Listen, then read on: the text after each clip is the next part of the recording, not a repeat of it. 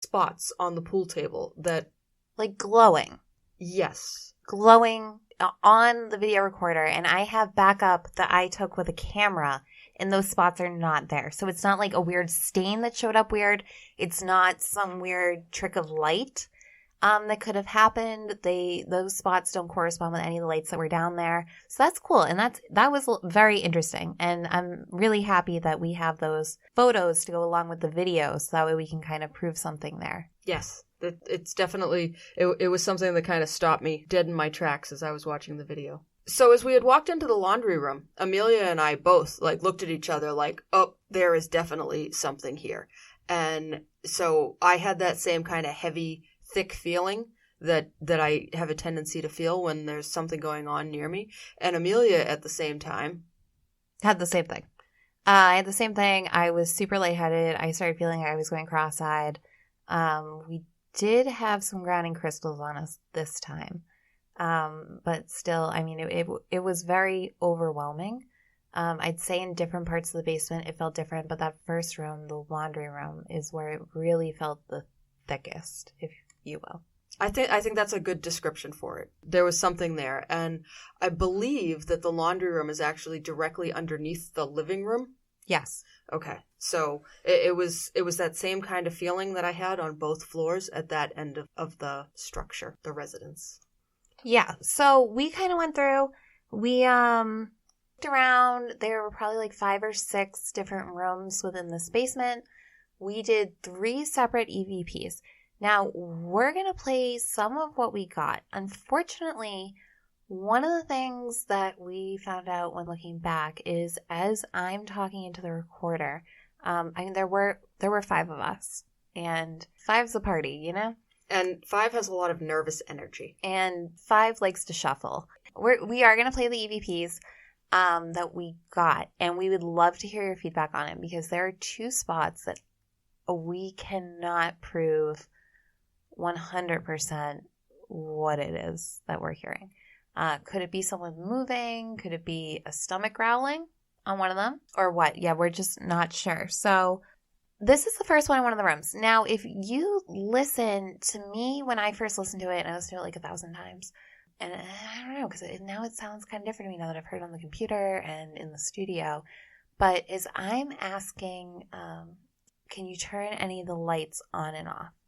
And I think I hear it say no. But we're going to let you guys judge. So here's some of that part. So we are here in the basement. Is there anyone down here with us? We're recording right now. We may not be able to hear you now, but we can hear you on our recording.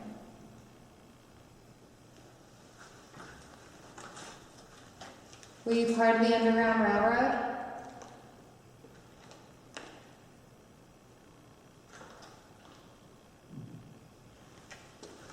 How long have you been here?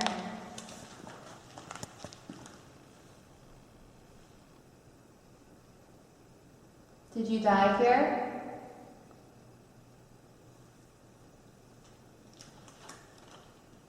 What is your name?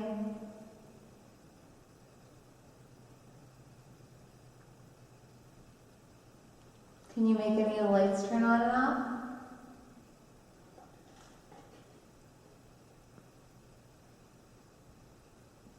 Can you make any sounds we can hear?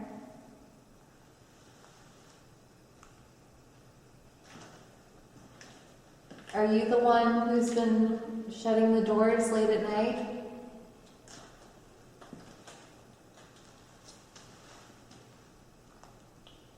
How many of you are here?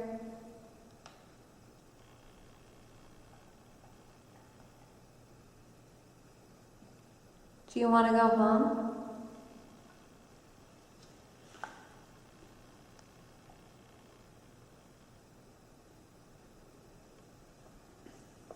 Okay, thank you. We'll try again soon.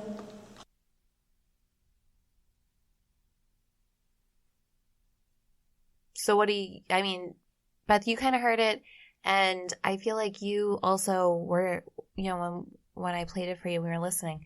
It doesn't pick up what I hear as a no on the camcorder. But again, is that what it's saying? Is it just someone shuffling around? I don't hear any sort of voice. I don't hear any sort of no. There's a something, but it's nothing that I can interpret beyond a reasonable doubt to say like, oh yes, that's a voice. It's not like the one that was at that building in Wellesley where you asked, are you the one turning the sinks on and off? Or can you turn the sinks on and off? And it said no. Right. Like it was certainly not. It was definitely not that clear. Right. Without question, it was not that clear. So that one is a maybe. To me, that's a maybe.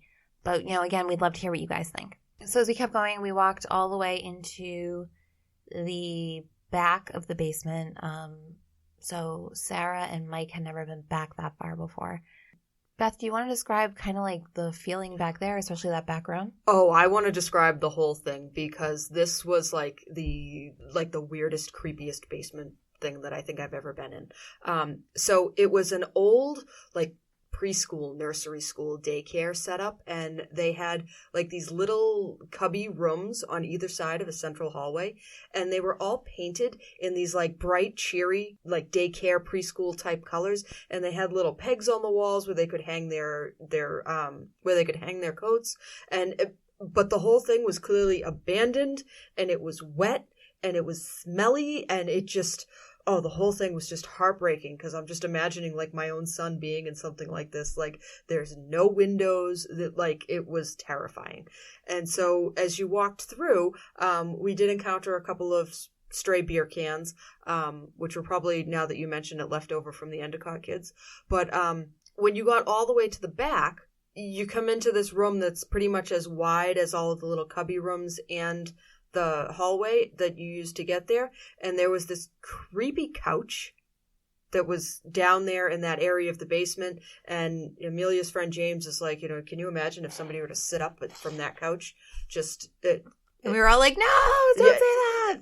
Yeah, it was definitely frightening. So beyond that little room that we're all standing in, there was actually another room out behind that. And there was some sort of energy, some sort of feeling that I didn't need to go into that room. I couldn't even bring myself to like come up to the door to that room. And it's true. I am a big chicken pants, and like this is ghost hunting, but this is not have nightmares for the rest of my life thing. So I couldn't go through. And so Amelia was like, well, let's go in the other door, because there were two doors into this weird hidden back room. And she went over and looked in the other door, and she goes, oh, well, there's a circle on the floor. Yes. So there was a giant circle on the floor. It was not a small thing. We couldn't make out exactly what it was. It looked like it could have been caused by water. Now, if you are familiar with water spots, I mean, how big would you say a typical water spot is on the floor of a basement? Maybe a foot maximum? Well, I guess it would depend on a lot of different things. The number one thing being how level is your floor. And that floor was not particularly level or well kept. So exactly. It should definitely not have had a circular shape to it. Especially not one that was probably 5 or 6 feet in diameter. I mean, it was large, and it was a perfect circle. Now, to me, that's a red flag. We don't do demons on this podcast, as everyone knows. I do have a pretty, definitely not expert, I would say, I know a fair amount about the occult. Okay. I know. You have a working knowledge of the occult? I have a working knowledge of the occult. I know more than most people know about the occult. It's something that really interests me, as all religions interest me, but, being around here and, something being a card reader and all the other stuff I do, you just kind of happen to learn a lot about that stuff along the way. So if I see a perfect circle at the end part of the basement that we are feeling icky in, that to me is kind of indicative of possible satanic rituals having been conducted there prior. So I just didn't want to go in there. Again, like Beth said, the floors are uneven. For there to be a perfect circle is just too weird. Do you remember the band A Perfect Circle? No. They were big when I was probably in like middle school, beginning of high school. They had We'll sing something by them. I don't remember it, but I had their CD. I know I did, and I can't. My brother still has it somewhere, I'm sure. But it's yeah. I was. It has nothing to do with ghost hunting, but I have a friend who's a gallery director, and I went to an opening there, and she's like, "You want to go see A Perfect Circle tonight?" I'm like, "No, why?" She's like, "Because they're trying to give away tickets to their show, and no one wants to go." We didn't end up going either. But I just said A Perfect Circle and it just reminded me of that. All right, well, anyway. But we did so we didn't go all the way back there. We did do an EVP right next to it, though. Now, in this one, we did not get any voices. What we did get is at one point, I believe what we ask is, like, can you make a sound or a noise, something like that. And when I asked that, all of a sudden, there was this high-pitched ringing in my ears. To me, it was very distinct, and it was like the second that I stopped asking the question.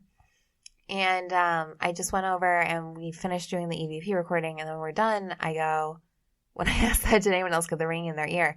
And James, interestingly, said yes. He definitely did. When Beth and I went over our footage today, you can actually, you can't hear like a high-pitched noise, but you can hear something. There's a buzz. There's a buzz that all of a sudden picks up right when I ask that question, and then it goes away as the questions continue. So that was interesting, and we will play that here. Is anyone down here with us? Can you make any of the lights turn on and off?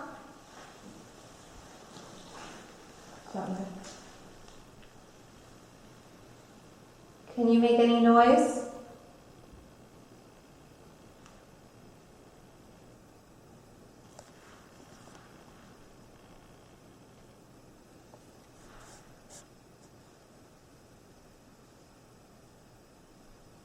Do you like staying here?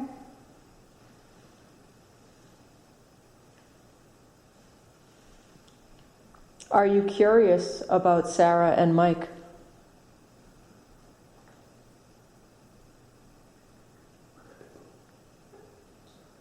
What are you whispering about? No, I said we're good people. Oh, we're good people. They want you to know that they're good people. Have you been here a long time?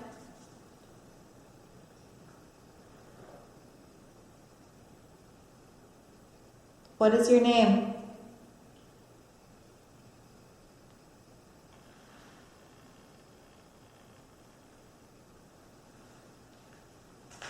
All right, we're going to leave you now. Okay, so from there, we kind of turn around. We head back into the laundry room, and that's where we do kind of our final EVP session of the evening. 3 things that weird happened during our EVP. So the first is we were able to check our thermometers again. So now the temperature is down to 62 degrees. So we have a 10-degree drop since we went down there. But like Beth said, some of that could have to do with the thermometer just not picking up and reading as fast because it was by the fire. A couple times while we were down there, our K2 reader had gone off. And actually, we totally forgot to mention this, but I have video of this too, is while we were upstairs enjoying our chips, the K2 kept going crazy to the point where I just left it flat on a table. We checked and we made sure nothing was around it. At one point, it had gone off, and I was able to debunk it, saying that it was right by an internet router. Another time it went off, but I'm holding it next to my phone. So, we were able to debunk those things. Well, it was just on the table. All of a sudden, it would just shoot up to red, which is unusual and was weird, but we do have that on video. And I can't believe we forgot to say that, but that's fine. So then we went back down. We're doing the EVP. Temperature's now at 62 degrees. And we're going and we're asking some stuff. So we're going to put this one in here because in this one I asked, were you former residents of the mansion? And to me, what I feel like I'm hearing is like a little kid being like, like, and that's what it sounds like Thursday. And I first heard it, I was driving my car and I almost got into a car accident. It just sounds to me like, And again, the first group who was there, they claim to have found some young girls' spirits down there. So I thought that could be them. But also there were some tummy rumbles going on. There again were a lot of people moving around. So again, we're going to leave this one up to you. What do you think? Can you make the light bulb?